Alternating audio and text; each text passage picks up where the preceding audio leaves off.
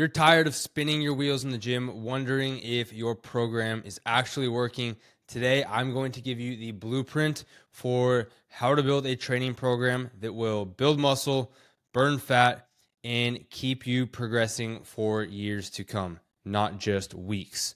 So by the end of this episode, we will, well, 2 episodes, because we're going to break this into part 1 and part 2, just so it's a little more digestible for you guys and it's not a 45 to an hour long episode.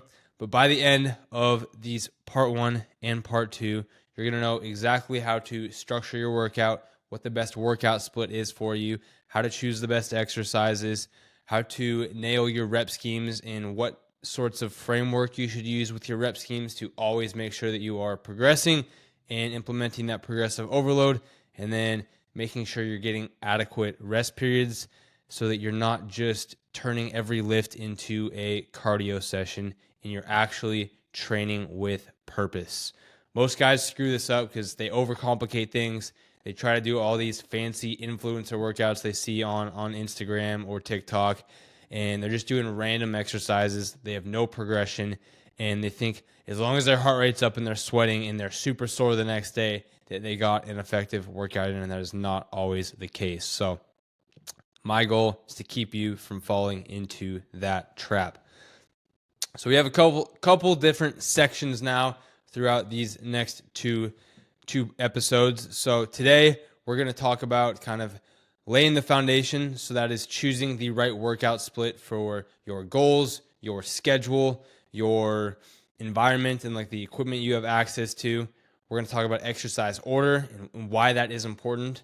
Like, how do you structure what exercises should you do first in your workout? What should you do last? Then we'll go into exercise selection. That'll be it for part 1. And then for part 2, we will go over rep schemes, how to make sure you're always implementing progressive overload, and rest periods to make sure we're not just turning every single lifting session into cardio.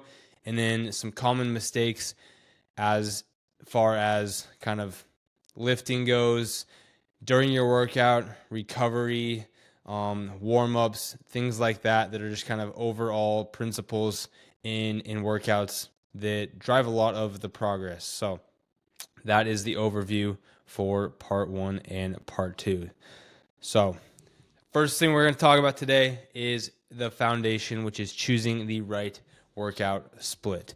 So a workout split is, simply put, how you schedule when you are training each body part. So a couple of different examples, or how you divide your training across a week. So depending on how many days you're training per week, that's going to be a one factor of it. A second, obviously, what are your goals? Do some things we need to hit more frequently than others? There is a general kind of amount of sets you want to hit per muscle group per week if your goal is to build muscle or lose fat, which is generally the context we're going to talk about with all of these. We're not talking about increasing performance as far as speed goes for sprinting or specific sports, because specific sport adaptation is going to be a lot different than your general overall health, physique, mindset, and things like that. So maybe down the road we'll get into more sports specific training or performance enhancement training, or even endurance training, like training for an Ironman, which I've now done a couple of those guys, or at least half Ironman, 70.3s. But in this context, we're laying the foundations for what you should be doing on a weekly basis to improve your body composition, live healthy, increase your longevity. And these are kind of the foundation of all exercise and health. So some examples as far as splits go, we can do a full body split, basically meaning every single day we go in there and we train every muscle group. We train our entire body. You can do an upper-lower split. So one day you train lower body, the next day you train upper body, and you alternate back and forth there. There is your typical bro split where you hit one muscle group every single day. So Monday you hit chest, Tuesday you hit back, Thursday you hit legs, Friday you hit arms. It's different muscle group every single day. Another one, this is usually my favorite, is doing a push-pull legs. So your push day is any movement where you are pushing. that weight. So that's going to be like chest, triceps, shoulders. Those are all going to be main movements where we are pushing the weight away from us, doing a sort of pressing motion. Pull day is going to be things where we are pulling the weight closer to us. It's going to be pull downs, bicep curls. So basically back and buys. Some people will make it more of a posterior day and throw some hinge work or hamstring work. Because if we think about it, our hamstrings bring our heel up to our butt. It is pulling that weight closer to us. And then legs, obviously, we know what legs are. We don't have to break that down. So we got a couple ideas of what a few different splits are. Now, which split is going to be right for you? That largely depends on, I would say, first and foremost, your schedule. How many days a week are you willing to dedicate to training to the gym? Because you could have the most extensive, detailed program that there is out there, but if you can't follow it and stick to it, there's that adherence factor is number one. So if you can't follow it and stick to it, you are not going to make progress. The second thing we need to think about when picking the split in how many days you're going to lift per week, just because you can lift 6 or 7 days a week also does not mean you should. If you haven't lifted at all in the previous years, or you haven't really ever followed a structured program, you've kind of been like, 1 week you'll hit 4 workouts, 1 week you'll hit 1, the next week you'll hit none, and then you'll hit 3, and then you'll hit 2, and then you'll hit 4, and it's just all over the place. Your training age is different than just how many years you've also been, quote unquote, working out. So how many years you've been actually following a structured program is what we need to know, not just how many years have you been exercising in general, because a lot of people go in and do the same stuff and they're not really progressing there. So once we know, 1, how many days you're willing to dedicate to working out, 2, what is your training age? Are you beginner, intermediate, advanced? I would say beginner. You haven't really done much strength training in recent years at all. Intermediate, you've been going probably 2 to 3 days a week. You're following a structured program for the last year or so.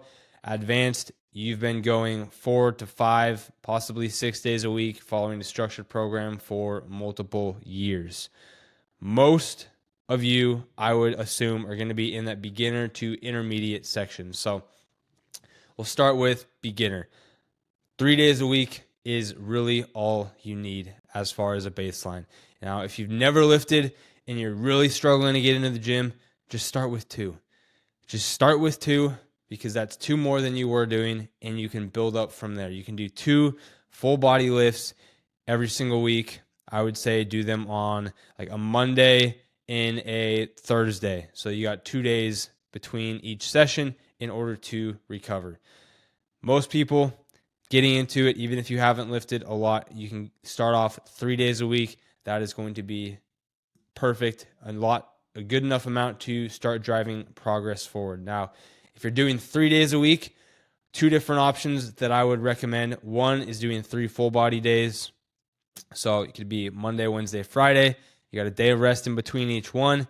Go in there, you hit every single muscle group. The second option would be a upper body, lower body, and then a full body. Once again, Monday, Wednesday, Friday, leaving some room for recovery in between.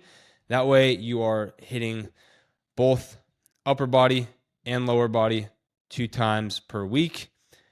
Now, if we have been doing 3 days a week for a while, or getting closer to that intermediate stage, then we can go 4 times a week. 4 times a week, I would suggest doing upper, lower, Monday, Tuesday, rest Wednesday, Thursday, Friday, with that upper, lower split.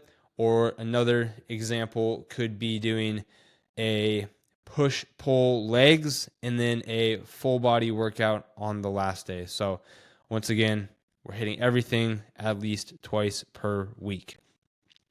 And then lastly, if you're lifting 5 days a week, you've been going for a while, and I would argue that even people that have been lifting for years, including myself, you don't need more than 5 days a week. If you aren't if you're not taking any sort of gear, performance enhancing drugs, your body needs time to recover. And especially if you're lifting 7 days a week, you've passed the point of diminishing returns. So I would argue you would get more out of lifting 5 days a week and keeping that intensity higher and following a structured program than you would 7 days a week, not really getting to the intensity that you should be, not pushing yourself, because you're either one, you're not recovering enough lifting 7 days a week, or two, you are recovering enough, but you're not pushing yourself in your workouts enough to actually need any sort of recovery.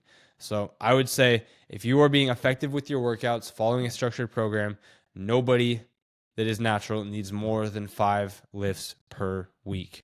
So if you are lifting 5 days per week, a couple different options for splits here. You can do push, pull, legs, push, pull. I know a lot of guys that do that. Or you can go push, pull, legs, upper, lower. That's another good one. I wouldn't really recommend going full body 5 times a week. Now, I know some people too, they'll do a push, pull, legs, and then they kind of make those last 2 days more focused on what their weak points are. So it might be like a posterior day for that 4th day. So back, hamstrings, glutes, that sort of thing, and then have like an arm and shoulder day. There's a lot of different options you can get to when you are going 5 days a week.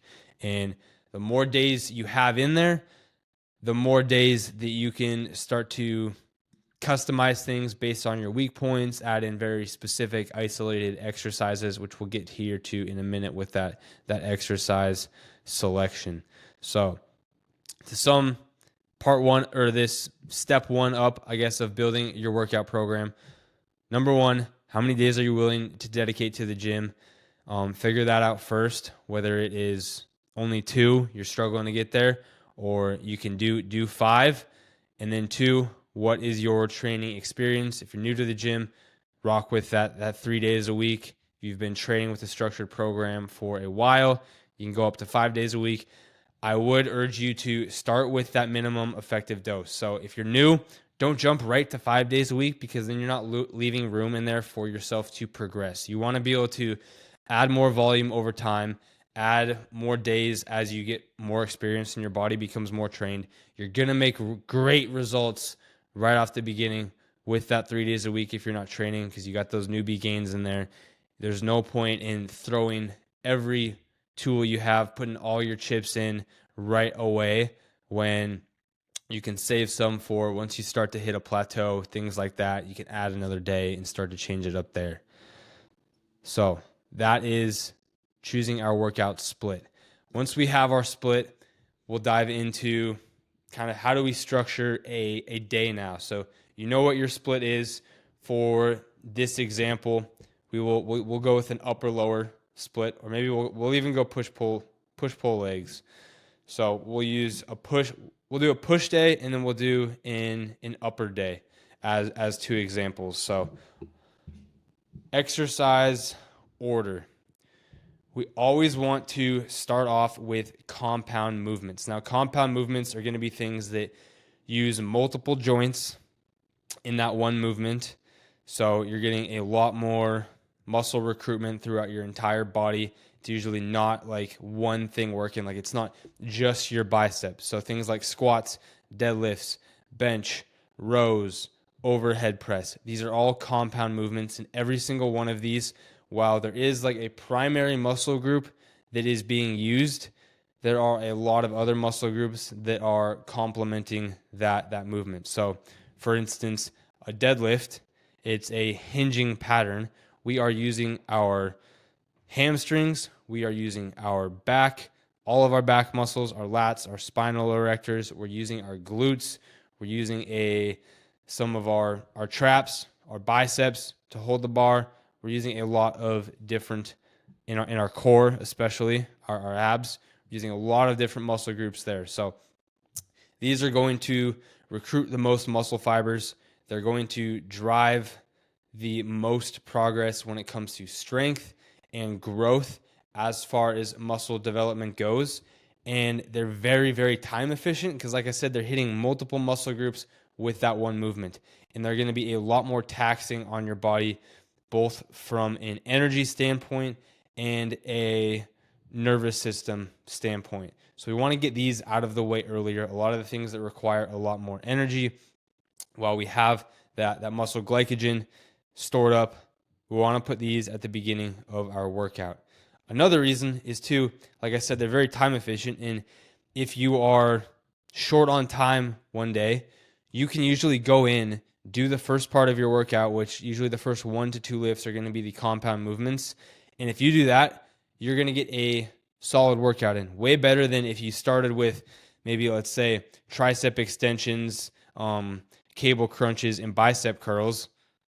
Like if that's the beginning of your workout and you're crunched on time for the day and you go in and just do that, like it's not going to be a very beneficial workout. So start with your heavy compound movements on every single day. So like I said, for a push day, we're going to start with things like barbell bench, incline bench press, dumbbell bench, overhead press, those sorts of movements. Now, if we are doing just an upper body day, we're going to use a combination of pressing and rowing. So that could be things such as barbell rows, followed by a incline bench press. That is a great example there of how we'd start off an upper body day.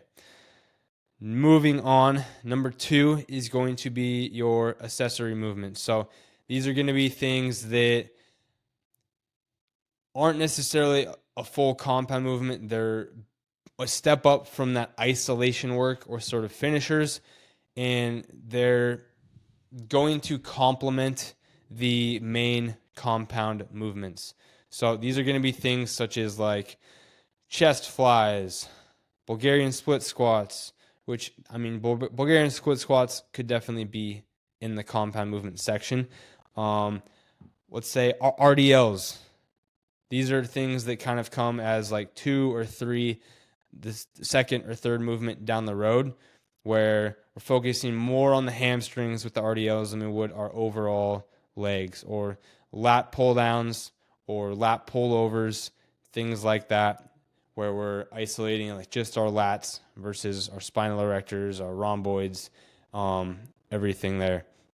So first we have compound movements. Next we have those accessory movements. And a lot of these accessory movements can start to be on machines.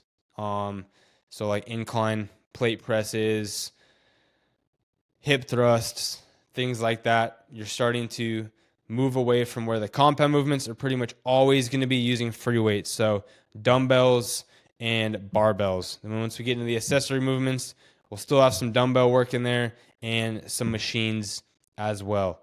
And then we're going to finish our workout off with more isolation work, or finishers, people will call them, or things like that, where we're really isolating one specific muscle group. So like I said, that could be biceps, triceps, abs, lateral raises for your shoulders, things like that, or even more metabolic finishers such as like sled pushes, battle ropes, things like that, to really wrap up the workout.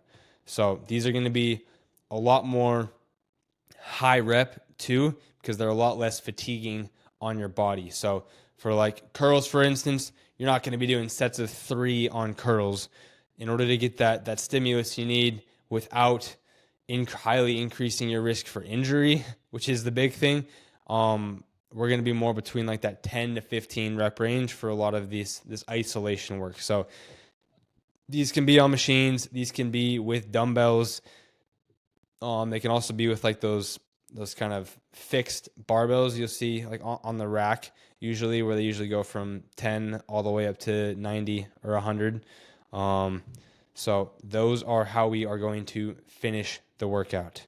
So we have 3 different types of movements to sum this one up. Compound movements, going to be barbells, dumbbells, using multiple muscle groups, very taxing on the body. We start there. That's going to be the first 1 to 2 exercises.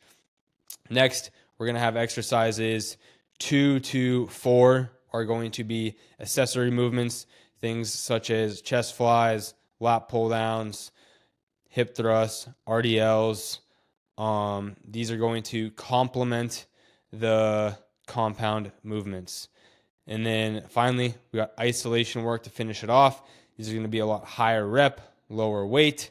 This could be machines or they could be dumbbells, biceps, triceps, your abs, your delts, face pulls. I would say it would be another one. Face pulls could also be an accessory movement there. So those are going to be our 3 stages. The biggest thing is making sure you're progressing from your heaviest, most taxing movements first towards your lightest, most isolated, kind of higher rep movements at the end of your workout. If you do all of the little curls and ab things and all that stuff at the beginning of your workout, you're not going to be able to push yourself as much and push as much weight on those heavy compound movements.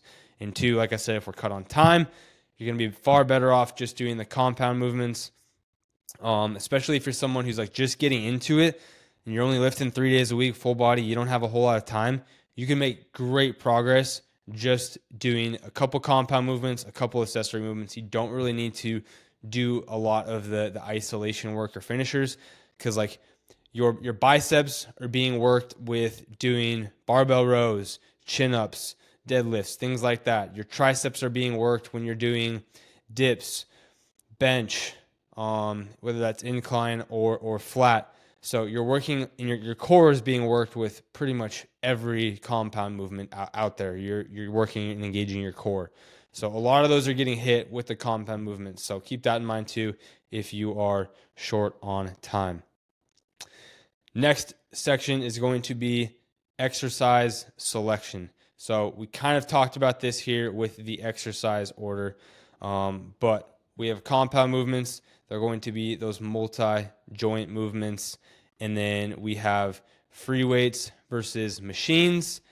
And then we have to also take into the account, what is our main goal here? Are we looking to develop more strength, develop more power, which power is going to be similar to strength, but it's more focused on that explosiveness and speed with the movement? Or are we focused on hypertrophy, which hypertrophy training is the same sort of optimized training for fat loss. It is, whether you're trying to build muscle or lose fat, your training is the same. The only thing that changes there is your nutrition. So we always want to be stimulating those muscles for growth. So number 1, we pretty much covered this with the exercise order, but prioritizing the multi-joint exercises. We're going to start with bench press, then move to things like chest flies, leg day. We want to start with some sort of squat pattern and then finish with things such as leg extensions. So pretty much sums that up. We've talked about that a lot. Now, machines versus free weights. We'll see a lot of guys when they first get in the gym, they have no idea how to train. You can kind of call them the machine hoppers. I'll call them that sometimes, where they go into the gym and they just bounce around from machine to machine to machine. They'll do like 2 sets on each one, and that's their workout. They'll hit every machine in the gym, and then they'll go home, all the pin-loaded ones. Machines are great because they give you more stability. So like your core is going to have to work less. A lot of those extra stability muscle groups that maybe you're not trying to really hit or focus on will be taken out of the mix so that you can really focus on that one specific muscle group you are trying to hit. So they have their place. They are great. Free weights now are going to be a whole lot better if we are trying to really just focus on overall strength, coordination, longevity, functional ability, if that's even a word, functional ability, being functional in life. We want to incorporate more free weights because, one, more time efficient, you're going to get more bang for your buck, but you're working a lot of those muscles and muscle groups that we need to be active to function in daily life. Think of it whether like you're carrying 10 bags of groceries in from the grocery store. Like you need a strong core, you need a strong back, you need strong shoulders, or you're trying to lift something overhead that's super heavy. Like if you're just using machines, you might have super strong shoulders, but that's not going to mean anything if you don't have a strong base to support that, a strong core, strong legs, things like that. So that's why we need to really focus on doing more of these compound movements to start with.